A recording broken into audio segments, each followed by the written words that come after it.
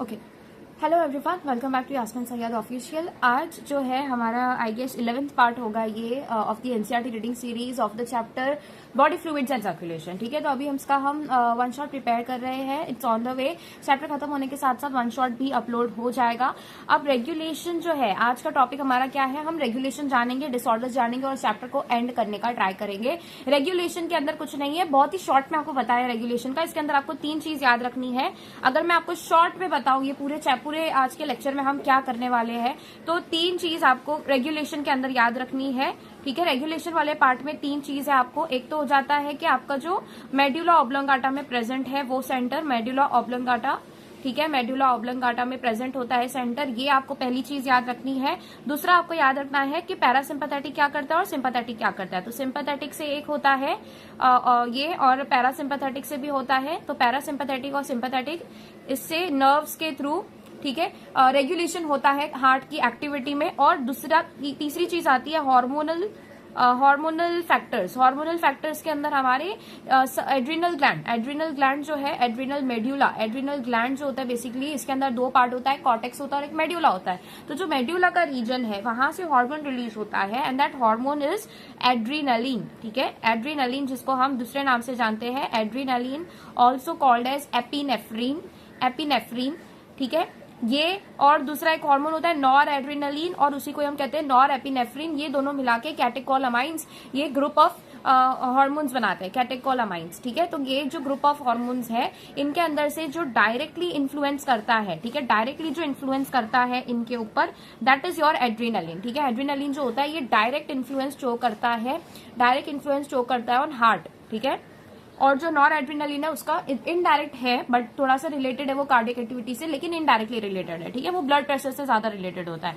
तो medulla oblongata और sympathetic और पैरासिम्पैथेटिक नर्व्स के थ्रू कैसे अफेक्ट होगा, ये चीज दूसरी है। और थर्डली हार्मोनल फैक्टर से कैसे अफेक्ट होगा, ये 3 चीज आपका जो है रेगुलेशन के अंदर आ जाता है। इसी को हम आज थोड़ा इलेबोरेट करेंगे और जानेंगे। तो देखो क्या बताया है कि यहाँ पर मैंने एक तो आपको नाम बताया मेडुला ऑब्लोंगाटा। मेडुला ऑब्लोंगाटा कहाँ प्रेजेंट होता है? मेडुला ऑब्लोंगाटा, हमें इतना तो पता होना चाहिए कि यहाँ पर जो है हमारा ब्रेन है, यहाँ पर से जो है हमारा ब्रेन होता है इस तरीके से, और यहाँ पर से जो है ना एक पॉन्स का रीजन आता है इस तरीके का। Okay, that looks like somewhat like this, it looks somewhat like this. ठीक है, और फिर ये नीचे की तरफ जाता है। सो ये जो रीजन यहाँ पर आया था, ठीक है, इस तरीके का जो रीजन यहाँ पर आता है, ठीक है, दिस पर्टिकुलर रीजन, इस तरीके से जो रीजन आता है और यहाँ पर प्रेजेंट होता है सेरिबेलम। ठीक है, और यहाँ पर जो रीजन प्रेजेंट होता है दिस इज पॉन्स, और यहाँ पर आ जाता है तुम्हारा क्या, that is called as what, that is called as your medulla oblongata. This is your region of pons, this is your cerebrum, और ये है सेरिबेलम, और यहाँ पर होता है आपका मेडुला ऑब्लोंगाटा या फिर मेडुला रीजन जिसे हम कहते हैं। मेडुला ऑब्लोंगाटा के अंदर क्या होता है, वेसोमोटर सेंटर होता है। वेसोमोटर सेंटर हम इस कलर से बना देते हैं, यहाँ पर प्रेजेंट होता है वेसोमोटर सेंटर। एक्चुअली देखें तो वो पॉन्स के एंड में प्रेजेंट होता है, तो हम पॉन्स के एंड वाला रीजन कह रहे हैं, मतलब मेडुला ऑब्लोंगाटा का स्टार्टिंग का रीजन होता है, वहां पर एक सेंटर प्रेजेंट होता है, उसे हमने नेम किया है वेसोमोटर सेंटर। वेसोमोटर सेंटर जो होता है इसके काफी सारे डिफरेंट रोल्स होते हैं। मेन रोल इनका होता है ब्लड प्रेशर पर, और दूसरा होता है ऑन द कार्डियक एक्टिविटी और द हार्ट एक्टिविटी जिसको हम कहते हैं। ठीक है, तो हार्ट एक्टिविटी के ऊपर कैसे ये अफेक्ट करता है, तो इसके अंदर है ना बेसिकली तीन रीजन्स होते हैं। इसके अंदर 3 रीजन्स होते हैं। एक तो हो जाता है वेसो कॉन्स्ट्रिक्टर रीजन, या फिर वी कैन से वेसो कॉन्स्ट्रिक्टर भी कह सकते हैं। वेसो कॉन्स्ट्रिक्टर रीजन एक होता है, वेसो डायलेटर रीजन एक होता है। तो वेसो कॉन्स्ट्रिक्टर रीजन जो होता है ये वेसल्स का कॉन्स्ट्रिक्शन करता है, और वेसो डायलेटर रीजन जो होता है ये ठीक है, ये क्या करता है, और एक सेंसरी रीजन होता है। तो 3 रीजन देखे जाते हैं। एक वेसो कॉन्स्ट्रिक्टर जो कॉन्स्ट्रिक्ट करता है वो हार्ट रेट को क्या करेगा, देखो ये जो है this is your heart activity का पार्ट, और हार्ट एक्टिविटी दूसरा है जो अफेक्ट होती है बाय द वेसोमोटर सेंटर, और दूसरा बीपी जो ब्लड प्रेशर है वो अफेक्ट होता है। तो जो हार्ट एक्टिविटी है उसके ऊपर ये कैसे अफेक्ट करता है, तो मैंने आपको 3 चीजें बताई।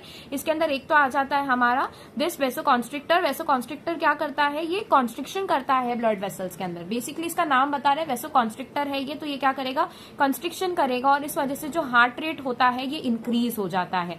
वेसोडाइलेटर जो है ये क्या करता है, ये हार्ट रेट को डिक्रीज कर देता है। तो ये क्या करता है, बेसिकली हार्ट रेट को क्या कर देता है, डिक्रीज कर देता है वेसोडाइलेटर, और ये हार्ट रेट को इंक्रीज कर देता है। ये 2 चीज समझ आ गई। जो सेंसरी रीजन होता है ये दोनों को रेगुलेट करने का काम करता है, दोनों को क्या करेगा, रेगुलेट करने का काम करेगा। That is done by the sensory region और द सेंसरी एरिया। ये 3 एरिया प्रेजेंट होते हैं। कहां पे प्रेजेंट होते हैं मैंने बता दिया। अब जो वेसोमोटर सेंटर है, बेसिकली यहां से 2 नर्व्स अराइज होती है। एक तो होती है हमारी पैरासिम्पैथेटिक नर्व्स और दूसरी होती है सिंपैथेटिक नर्व्स। ये जो था this was your vasomotor centre, यही मैंने बताया। वेसोमोटर क्या है, सेंटर यहाँ पर प्रेजेंट होता है। और वेसोमोटर सेंटर से 2 टाइप के जो है nerves we don't say arise होते हैं, वहां से ओरिजिनेट होते हैं। तो 2 जो नर्व्स ओरिजिनेट होते हैं, एक होती है पैरासिम्पैथेटिक नर्व्स, ठीक है, क्योंकि ये अराइज कहीं और से होते हैं, मैं बताती हूँ, और एक होते हैं सिंपैथेटिक नर्व्स, ठीक है। जो सिंपैथेटिक और पैरासिम्पैथेटिक नर्व्स होती है ये क्या होती है, बेसिकली ये जो है ये दोनों जो है, सबसे पहली बात ये अराइज होती है फ्रॉम योर स्पाइनल कॉर्ड। ये ठीक है, कहां से अराइज हो रही है, ये स्पाइनल कॉर्ड से अराइज होती है। स्पाइनल कॉर्ड कहां पर प्रेजेंट होता है, ये हमारा क्या है, ये ब्रेन है, ठीक है, ये हमारा क्या है, ब्रेन है। यहाँ पर सेरिबेलम प्रेजेंट है, और यहाँ से हमें देखने मिलता है कि what is present over here is present over,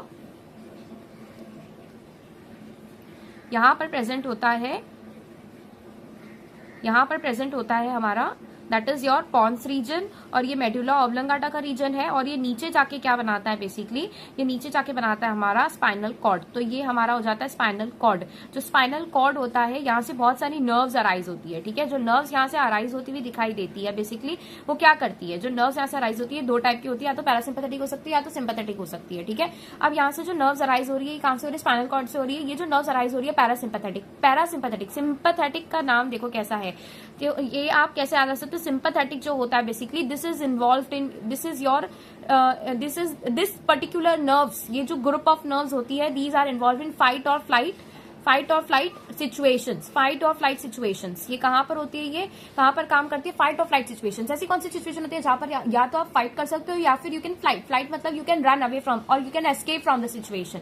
तो फाइट या फिर फ्लाइट, जैसे कि आपके पीछे क्या हो गया है, कोई शेर दौड़ रहा है, शेर पकड़ने के लिए पीछे दौड़ रहा है, तो वो टाइम पर आप एकदम तेजी से भागोगे, आप वहां पे बैठ के फोन नहीं यूज करोगे, स्क्रॉल नहीं करोगे, राइट। तो ये हो जाती है फाइट और फ्लाइट सिचुएशन। इसमें सिंपैथेटिक नर्व्स क्या होती है, इन्वॉल्व होती है।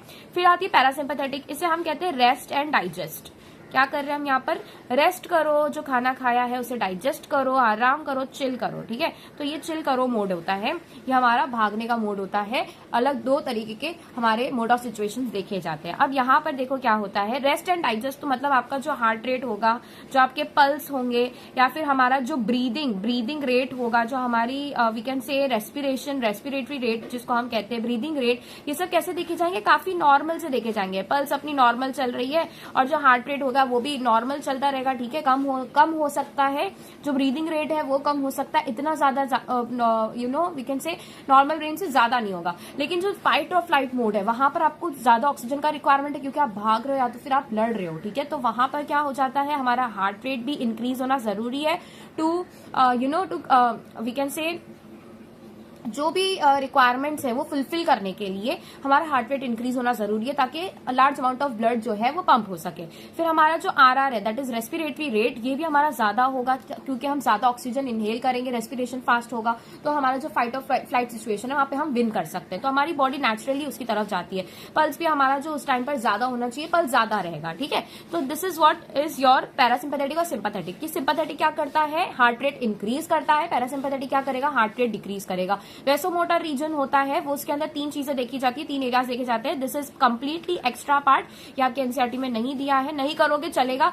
मैं आपको इसलिए करा रही हूँ because 2026 is very much unpredicted, unexpected. कैसा रहेगा 2025 की तरह रहेगा, नहीं रहेगा, वी कैन नॉट से, ठीक है। तो आप थोड़ा सा इसको जो है याद में रख लो।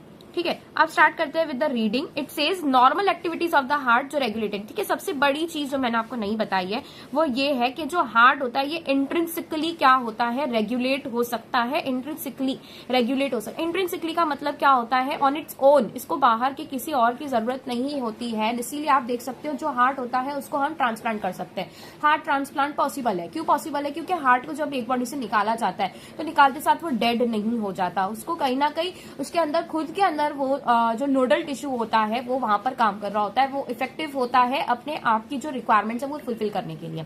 तो यहाँ पर इंट्रिंसिक का मतलब क्या हो जाता है कि वो खुद ही अपने आप को सिग्नल सेंड करता है कि हार्ट रेट इंक्रीज करना है या डिक्रीज करना है। ये एक बहुत मेजर पॉइंट है जो बाकी ऑर्गन्स में नहीं देखा जाता। बाकी ऑर्गन्स जो होते हैं ब्रेन के ऊपर डिपेंडेंट होते हैं, ठीक है। ब्रेन के ऊपर से सिग्नल्स आएगा तो हार्ट का जो कार्डियक एक्टिविटी है वो बढ़ेगी, लेकिन हार्ट खुद के ऊपर कैसे काम कर रहा है ये वो सेल्फ डिपेंडेंट हो सकता है, ठीक है। तो इंट्रिंसिकली ऑटो रेगुलेटेड होता है बाय स्पेशलाइज्ड मसल्स। तो ये मसल्स कौन से होते हैं, नोडल टिश्यू होते हैं, जिसके अंदर दो आ जाते हैं आपके एवी नोड और जो होते हैं एसए नोड, ठीक है। ये दो टिश्यू आ जाते हैं जो आगे जाके Purkinje fibres, bundle of His और आपके बाकी सब चीजें बनाते हैं, ठीक है। Hence the heart is also called as myogenic in nature. Myo मतलब क्या हो जाए, एक तो होते हैं न्यूरोजेनिक। न्यूरोजेनिक का मतलब क्या होता है कि ये जेनिक मतलब इसका रेगुलेशन, जेनिक मतलब रेगुलेट कैसे हो रहा है, ठीक है, कैसे जनरेट हो रहा है। तो जो नर्व्स के बेसिस पर जनरेट होते हैं वो सारे कामों को हम न्यूरोजेनिक ऑर्गन या फिर न्यूरोजेनिक बॉडी टिश्यू कह सकते हैं। लेकिन मायोजेनिक कब कहेंगे, मायो इज रिलेटेड टू मसल। तो मसल्स के ऊपर, मसल्स की वजह से इसका हार्ट का रेगुलेशन प्रॉपर चल रहा है, इसलिए हम उसे मायोजेनिक कहते हैं। Special neural centre in the medulla oblongata, ठीक है, can moderate the cardiac function through autonomous nervous system. तो यहाँ पर ऑटोनॉमस नर्वस सिस्टम होता है जैसे हमने बताया, वैसो कॉन्स्ट्रिक्टर और वैसो डायलेटर एरियाज, और इधर से जो ऑटोनॉमिक नर्वस सिस्टम, देखो जो आपका नर्वस सिस्टम है ये मोटे मोटे तौर पर दो पार्ट में विभाजित होता है। एक होता है हमारा सोमैटिक नर्वस सिस्टम और दूसरा होता है ऑटोनॉमस नर्वस सिस्टम, ANS जिसको हम कहते हैं। ऑटोनॉमस के अंदर वो सारी चीजें आ जाती हैं जो आप रेगुलेट खुद से नहीं कर सकते, जैसे आपके सारे ऑर्गन्स, आपका पेरिस्टाल्टिक मूवमेंट, आपका इसोफेगस के अंदर का मूवमेंट, आपका जो म्यूकस सिक्रीशन है, ये सब आप रेगुलेट नहीं कर सकते हो। आप ऐसे नहीं कर सकते हो कि कुछ ऐसी चीजें कर रहे हो कि वहां पर म्यूकस सिक्रीशन ज्यादा हो जाए, या फिर हमारा जो है ब्लड वेसल्स, ब्लड कैसे, हार्ट कैसे पंप कर रहा है, ये सब हम रेगुलेट खुद से नहीं कर सकते, वॉलंटरीली नहीं कर सकते। तो ये सब चीजें ऑटोनॉमस में आ जाती है, ऑटोमेटिकली चल रही होती है। यहाँ पर जो भी चीजें होती है वो ऑटोमेटिकली चल रही होती है, उसमें हमें कोई भी प्रयास नहीं करना पड़ता। सोमैटिक का मतलब क्या हो जाता है, यहाँ पर स्केलेटल मसल्स का ज्यादातर काम आ जाता है, जहां पर हमारा जो है बात करते टाइम यहाँ मैंडिबल के मसल्स अपने आप काम कर रहे हैं, मैक्सिला के मसल्स काम कर रहे हैं, हमारे टंग और हमारे जो है नेक के मसल्स अपने आप काम कर रहे हैं। तो दैट इज बिकॉज हम उसे रेगुलेट कर सकते हैं, हम वॉलंटरीली मूवमेंट कर सकते हैं। तो वॉलंटरी मूवमेंट्स यहाँ पर पॉसिबल होते हैं, वॉलंटरी मूवमेंट्स देखे जाते हैं। ये सारे जो नर्व्स होते हैं these are all the part of somatic nervous system. यहाँ पर जो नर्व्स काम करते हैं these are the part of somatic. तो ऑटोनॉमिक नर्वस सिस्टम वो जहां से हम रेगुलेट खुद से नहीं कर सकते, वो हमारी बॉडी करती है depending on the situation. Neural signals through the sympathetic nerves, जैसे कि पार्ट ऑफ ANS का होता है। ये सिंपैथेटिक नर्व्स जो ANS से अराइज होगी, ANS में आपका क्या आ जाता है, जो आपका वेसोमोटर रीजन है उसी को आप मान सकते हो, जो कि कहाँ प्रेजेंट है, मेडुला ऑब्लंगाटा में प्रेजेंट है। मेडुला ऑब्लंगाटा मैंने आपको बताया स्पाइनल कॉर्ड के जस्ट ऊपर प्रेजेंट होता है। ये हार्ट रेट क्या करेगा, इंक्रीज करेगा। क्यों इंक्रीज, कैसे इंक्रीज करता है, by increasing the strength of ventricular contraction. जो आपके वेंट्रिकल्स कॉन्ट्रैक्ट कर रहे हैं उसी से या तो पल्मोनरी आर्टरी में जा रहा है या तो आयोटा में जा रहा है, राइट। आपके राइट वेंट्रिकल से वो पल्मोनरी आर्टरी में जा रहा है और लेफ्ट वेंट्रिकल से पंप होकर वो आयोटा में जा रहा है। तो जितना स्ट्रॉन्ग कॉन्ट्रैक्शन वेंट्रिकल्स का होगा उतना ज्यादा ml ऑफ ब्लड या फिर उतना ज्यादा वॉल्यूम ऑफ ब्लड बाहर आएगा और उतना आपका हार्ट रेट इंक्रीज होगा, ठीक है। स्ट्रॉन्ग कॉन्ट्रैक्शन होना चाहिए और रैपिड कॉन्ट्रैक्शन होने चाहिए। ऐसा नहीं कि बहुत ज्यादा, ये जो आपका वेंट्रिकल है, ठीक है, ये एक वेंट्रिकल है, ये दूसरा वेंट्रिकल है, आपका हार्ट इस तरीके से प्रेजेंट है। हम ऊपर के ये एट्रियास को छोड़ देते हैं, अभी वेंट्रिकल की अगर खाली बात करते हैं। अगर ये बहुत ज्यादा कॉन्ट्रैक्ट कर रहा है तो लार्ज अमाउंट ऑफ ब्लड बाहर फ्लो तो हो रहा है, लेकिन सपोज करते हैं कि 72 साइकिल्स होने चाहिए था आपके जो कार्डियक एक्टिव, या फिर वी कैन से जो आपका हार्ट रेट है वो 72 होना चाहिए था, लेकिन पर मिनट ये सिर्फ 60 हो रहा है, ठीक है, 60 हो रहा है या 50 हो रहा है। मतलब वो स्ट्रॉन्ग कॉन्ट्रैक्शंस तो कर रहा है लेकिन इतनी बार ही वो बीट कर रहा है, इतनी बार ही कॉन्ट्रैक्ट हो रहा है। तो दैट इज नॉट राइट, क्योंकि वहां पर कार्डियक आउटपुट कम हो जाएगा। हमें चाहिए रैपिड मूवमेंट। रैपिड मूवमेंट का मतलब क्या है कि रेट भी ज्यादा हो, उसकी स्पीड भी ज्यादा हो और डीपर मूवमेंट्स या फिर स्ट्रांग होने चाहिए, मतलब जो वॉल्यूम है वो भी ज्यादा आए। जब ये दोनों ज्यादा आते हैं तो हमारा जो कार्डियक आउटपुट होता है ये ज्यादा मिलता है, ठीक है। सो यहाँ पर ये बात आ जाती है कि जो वेंट्रिकल होता है बेसिकली ये कैसे कॉन्ट्रैक्शंस शो कर रहा है, रैपिड कॉन्ट्रैक्शंस और स्ट्रॉन्ग कॉन्ट्रैक्शंस होने चाहिए, ठीक है। तो दो चीज यहाँ पर आ जाती है, वो समझा दी मैंने, ठीक है। कॉन्ट्रैक्शन किसका स्ट्रेंथन करता है, ये वेंट्रिकल्स का, and there by the cardiac output. ठीक है। On the other hand parasympathetic is not sympathetic, ठीक है। पैरासिम्पैथेटिक है ये न्यूरल सिग्नल्स या अनदर कंपोनेंट है ईएनएस का। ईएनएस के अंदर दो पार्ट आ जाते हैं। ईएनएस के अंदर हमारा पैरासिम्पैथेटिक नर्वस सिस्टम आ जाता है और सिंपैथेटिक नर्वस सिस्टम आ जाता है। ये डिक्रीज करेगा हार्ट बीट को, ठीक है। ये हार्ट बीट डिक्रीज करेगा एंड स्पीड ऑफ, ठीक है। तो हार्ट बीट क्या हो रही है पैरासिम्पैथेटिक की वजह से। यहाँ पर क्या होता है पैरासिम्पैथेटिक ये अनदर कंपोनेंट है, ये हार्ट रेट क्या करता है डिक्रीज कर देता है। कि कैसे डिक्रीज करता है, speed of conduction of action potential and thereby the cardiac output. ये हार्ट रेट डिक्रीज कर देता है और एक्शन पोटेंशियल कितने जनरेट होने चाहिए, एक्शन पोटेंशियल ही कम जनरेट हो रहे हैं तो कॉन्ट्रैक्शन भी कम होंगे, ठीक है। अगर स्ट्रॉन्ग कॉन्ट्रैक्शन हो भी रहे हैं लेकिन अगर एक्शन पोटेंशियल ही कम हो रहा है दैट मीन्स इसका रेट ही कम है, ठीक है। रेट कम है मतलब स्पीड कम है, तो speed of conduction of action potential कम हो जाएगा और इसी वजह से कार्डियक आउटपुट कम होगा। क्योंकि कार्डियक आउटपुट का सिंपल फॉर्मूला है जो आपका स्ट्रोक वॉल्यूम है, मतलब the volume of the blood pumped out in one cardiac cycle multiply by what, heart rate, जो आपका हार्ट रेट है। एड्रीनल मेड्यूलरी हार्मोन्स, थर्ड जो मैंने आपको पॉइंट बताया एड्रीनल मेड्यूलरी हार्मोन्स। तो बेसिकली क्या होता है, एड्रीनल मेड्यूलरी हार्मोन्स कौन से होते हैं, ये आपका क्या है किडनी है, ठीक है। दिस इज योर किडनी,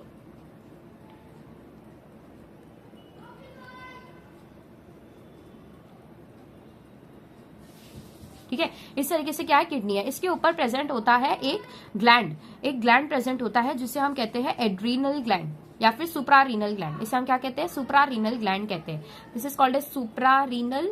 देखो आपको ऑप्शन में अगर आएगा ना हार्मोनल कैसे होता है तो आप वहां पर एड्रीनल ढूंढोगे, तो दूसरा भी आपको नाम पता होना चाहिए। एड्रीनल का ही नाम होता है सुप्रारीनल, क्योंकि सुप्रा मतलब अबाव या फिर अबाव प्रेजेंट है किसके, रीनल ये वर्ड यूज होता है फॉर किडनी। जैसे पल्मोनरी ये जो वर्ड होता है, पल्मोनरी ये वर्ड यूज होता है फॉर लंग्स, ठीक है। बहुत बार बच्चों को नहीं पता होता है। और जो किडनी ये वर्ड है इसके रिप्लेसमेंट पे हम रीनल ये वर्ड यूज करते हैं। तो सुप्रारीनल मतलब अबव द किडनी जो प्रेजेंट है and that is your adrenal gland, जो कि दो मेनली कैटेकोलामाइंस के अंदर दो हार्मोन आ जाते हैं। कैटेकोलामाइंस ये रिलीज करता है, कैटेकोलामाइंस मेनली ये हार्मोन रिलीज होता है। इसके अंदर दो आ जाते हैं, आपका एपिनेफ्रिन और दूसरा आता है नॉर एपिनेफ्रिन। इसी को हम कहते हैं एड्रीनलिन और दूसरा हो जाता है आपका नॉर एड्रीनलिन, ठीक है। तो ये दो हार्मोन्स में से जो आपका एड्रीनलिन है वो आपका हार्ट रेट इंक्रीज कर सकता है और अगर उसका सिक्रीशन कम होगा तो आपका हार्ट रेट डिक्रीज हो जाएगा, ठीक है। सो ये भी इंक्रीज करता है cardiac output by the help of what, adrenaline, और इसी को हम नाम क्या देते हैं, एपिनेफ्रिन।